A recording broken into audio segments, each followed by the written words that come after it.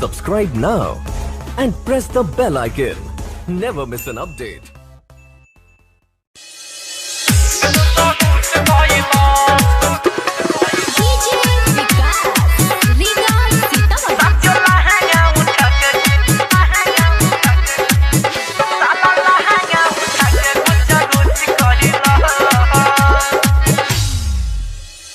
गइल रही घूमे खाती जीजाजी के घरवा, जीजाजी के घरवा, जीजाजी के घरवा।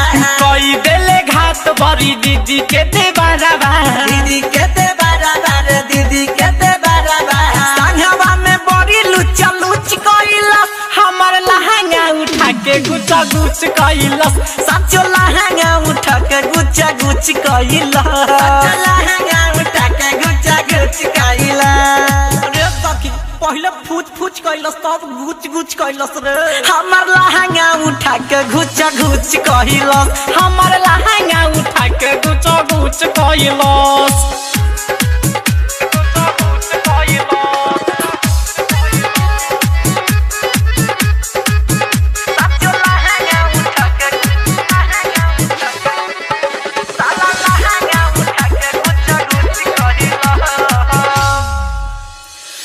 कहलस की बारू तू तो बड़ी टंच माल हो, बड़ी टंच माल तू तो बड़ी टंच माल हो।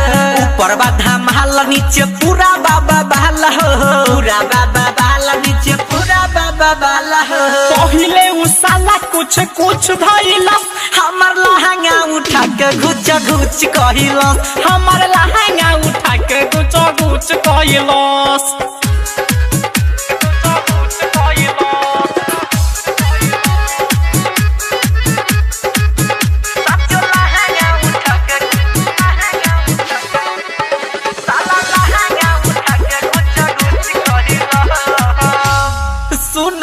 रह गईनी सखी हम ओह दिला जाके, ओह दिला जाके, हम ओह दिला जाके।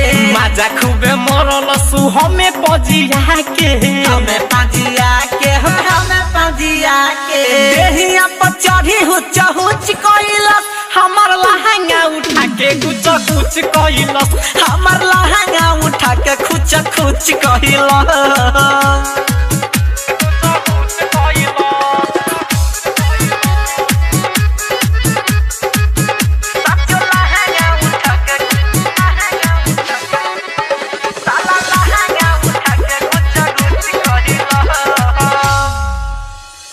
चुपे चोरी सट गइल हमारा उपास हो, हमारा उपास हो, हमारा उपास हो। अनिल विकास संगे ओम पराकाश हो, ओम पराकाश हो, ओम पराकाश हो। अरे राम जी रसन सच मुच कइलस, हमर लहंगा उठा के गुच गुच कइलस, साला लहंगा उठा के गुच गुच कइलस।